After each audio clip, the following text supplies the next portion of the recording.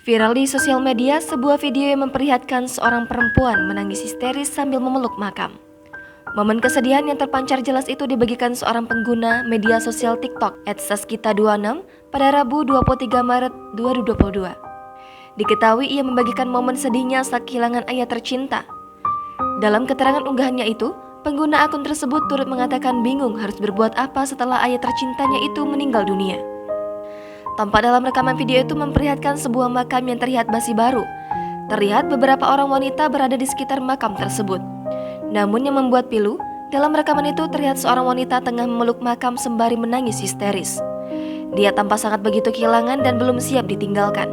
Hingga kini, belum diketahui kapan dan di mana peristiwa itu terjadi.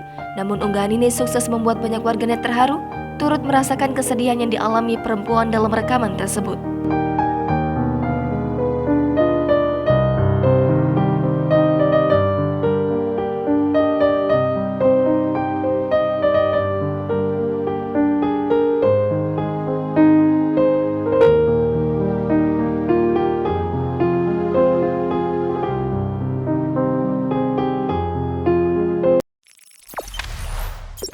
Jangan lupa subscribe, share, komen, dan like ya.